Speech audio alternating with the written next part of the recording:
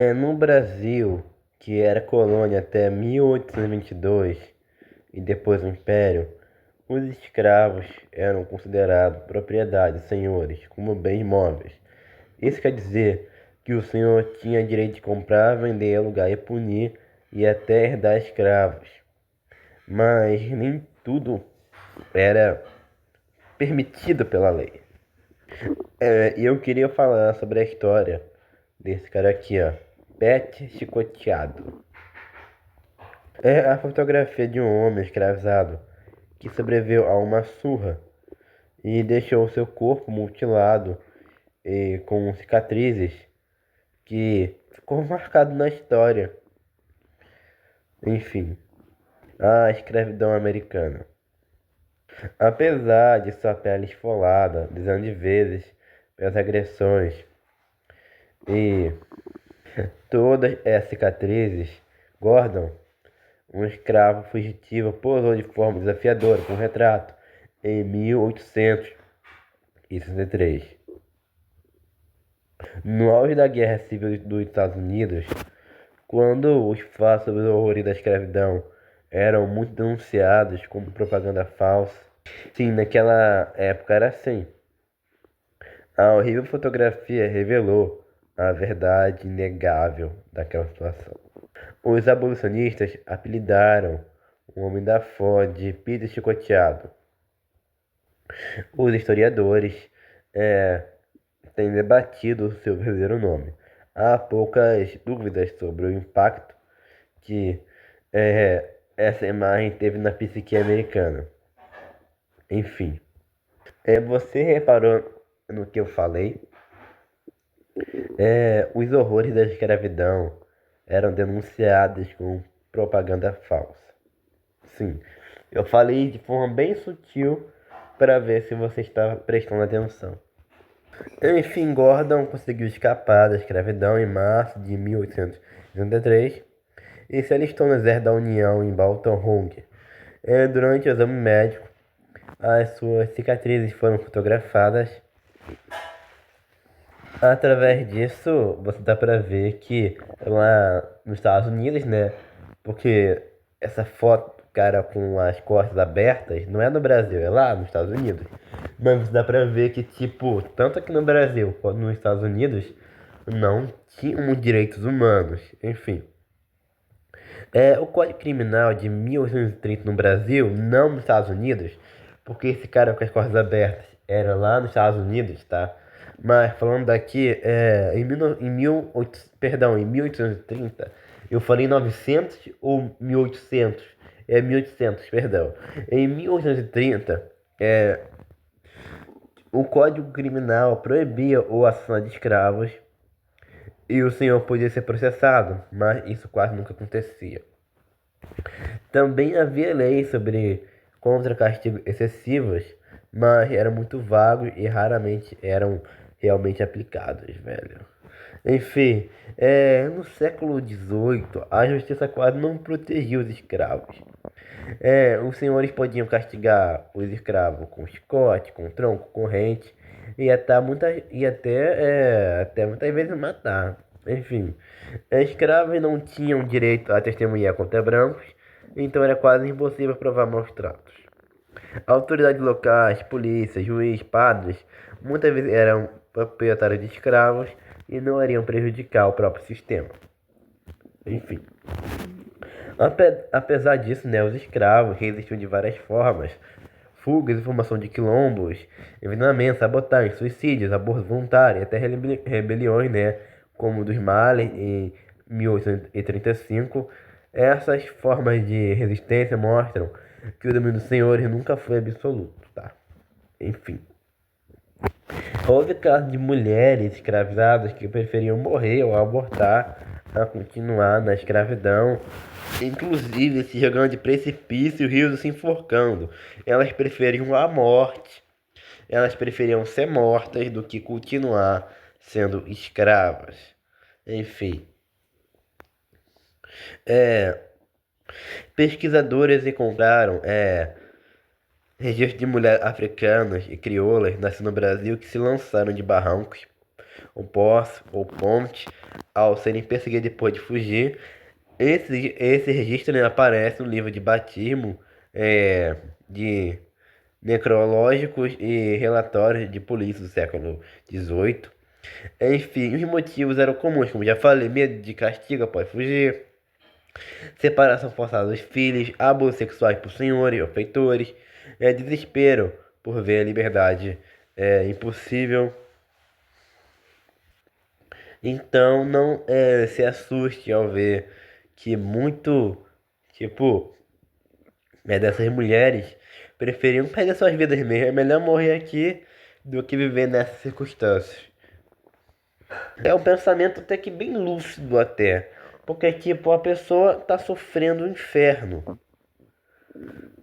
E qual diferença vai fazer ela estar viva ou morta? Não que eu esteja fazendo apologia ao suicídio. Eu poderia falar aqui de Felibina, que foi uma mulher de ascendência africana, nascida no Brasil, que estava presa em 1162 por infanticídio, na cidade de Nossa Senhora do Desterro, atual Florianópolis, capital da província de Santa Catarina. Sobre ela, o pouco que se sabe é obtido por meio de registros policiais. Mas o que eu quero falar sobre ela? Enfim, ela foi presa por querer controlar o seu corpo, fazer aborto. E ela foi acusada de infanticídio. Enfim, a gente tem registros policiais dela. Enfim, a partir da segunda metade dos anos de 1860, com a Guerra do Paraguai, que durou de 1804 a 1000. É, agora eu não lembro. Agora eu não lembro quando acabou. Enfim, eu vou chegar no aborto, tá? Mas eu quero dar uma explicação geral da situação. Eu vou do ponto A ao ponto B, só tenho paciência. O fornecimento de farinha, mandioca e peixe seco em Santa Catarina trouxe enriquecimento para algumas famílias de comerciantes da cidade. Uma das formas usadas por esse setor, em exceção, para se diferenciar dos outros mais pobres, foi buscar um controle maior de comportamentos. Eles não deixavam mulheres abortar, porque se ela abortasse, não ia ter escravo, entendeu? E tipo, então eles iriam criminalizar o aborto, transformando isso no infanticídio. E tipo, não eu, tipo, eu não quero, é, eu tenho que me expressar bem, eu não quero apoiar a escravidão, mas eu acho que o aborto é infanticídio, tá? Eu não tô apoiando aqui a escravidão, mas acusar uma mulher que abortou de escravidão, perdão, de, de infanticídio, não tá certo. Se a mulher aborta, ela tá assassinando, entendeu?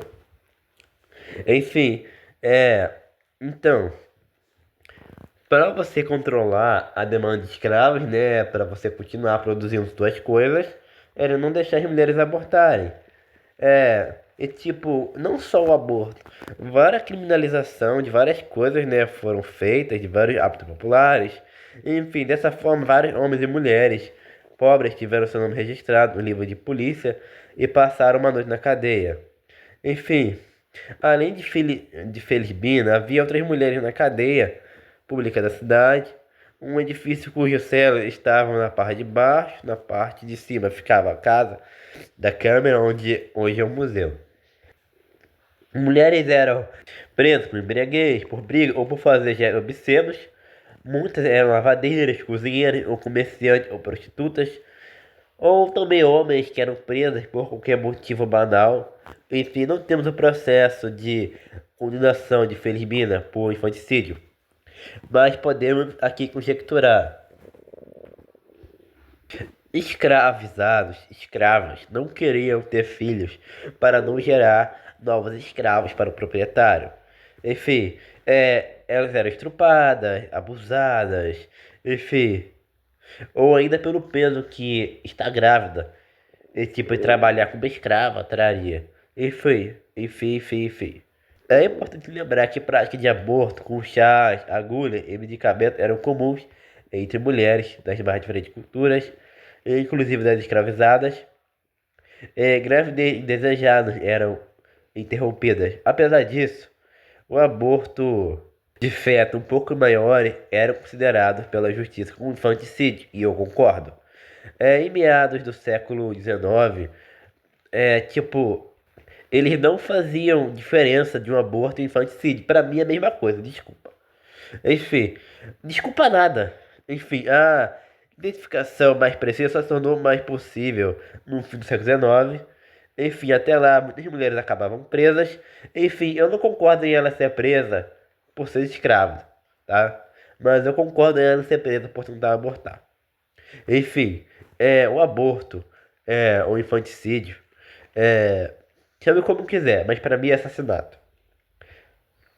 Ganhou mais importância com o fim do tráfico de escravos, porque em 1850 acabou o tráfico transatlântico, ou seja, você não podia mais comprar escravo da África.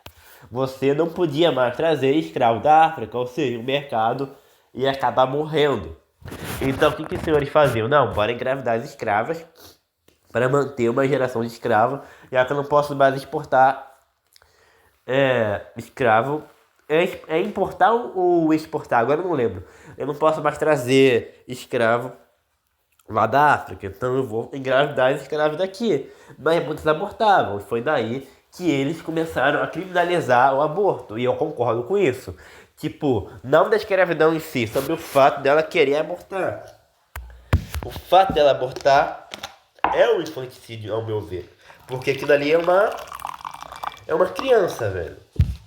Informação. Eu não concordo com a escravidão, eu concordo com o fato de abortar. Enfim. E foi nesse cenário que Felizbina acabou presa por infanticídio.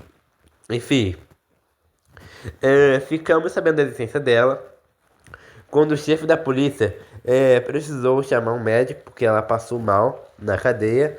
Então foi constatado que ela estava grávida e que tomou um chazinho lá, malandro lá, para abortar. Enfim, mas Felizbina, não decorei o nome dela ainda, poderia ficar grávida estando na cadeia pública? Como que ela vai engravidar na cadeia pública? O inquérito foi aberto e o depoimento de Felizbina foi assinado com um X. Ela não era alfabetizada, como a maioria das mulheres pobres, pessoas da época, né? Das mulheres escravizadas, tudo indica que foi forjado para livrar o aparato policial da capital de responsabilidade, né? Enfim, é basicamente isso. Enfim, um inquérito diz que Felizbina engravidaria de um soldado chamado Furiel Cardoso, que montara a guarda na cadeia e que ele tinha sumido, tá? Furiel Cardoso, ele sumiu. Ele supostamente engravidou uma mulher e sumiu, tá? Ninguém sabe onde foi parar esse maluco, até hoje. Enfim, dizia que eles tiveram relações sexuais através das grades da janela da cadeia. Sim, através das grades da janela da cadeia. Ele não entrou na cela. Através da grade mesmo. Tipo, com a ajuda pela fresta da grada e ela dentro, eles se comunicavam e tinham relações, entendeu? Isso por 2 ou 3 vezes, resultando na gravidez. Enfim, convém lembrar que para ter relações pela grade da janela da cadeia, era preciso você ter muita flexibilidade, pois eram paredes bastante largas e feitas de pedra, coladas com óleo de baleia. O subsolo ficava, as celas que, tipo, exigiria, ficavam no subsolo, né, exigiria que Felizbina e o tal soldado tivessem habilidades corporais bastante comuns. Enfim, mas tipo, falam que Felizbina não foi engravidado dessa maneira, foi só uma desculpa, mas foi assim que colocou no inquérito, né? Colocou isso, foi pela grade e dane-se. Enfim, e o que sabemos dela depois disso? Ela teve o seu filho na cadeia, que nasceu em junho de 1873. E Cerevina Rosa recebeu R$ 10.000 para fazer o parto. Em 64, ele tentou fugir, limando as grades da janela da prisão. Em 1862 foi posta em liberdade, tendo sido perdoado do resto da pena pelo cidadão presidente do estado. Era tempo de república e a escravidão tinha caído. A partir daí não saber muito sobre ela, tá? E eu achei essa história muito interessante, cara. Eu achei essa história fascinante. Enfim, é basicamente isso. Que Jesus abençoe vocês.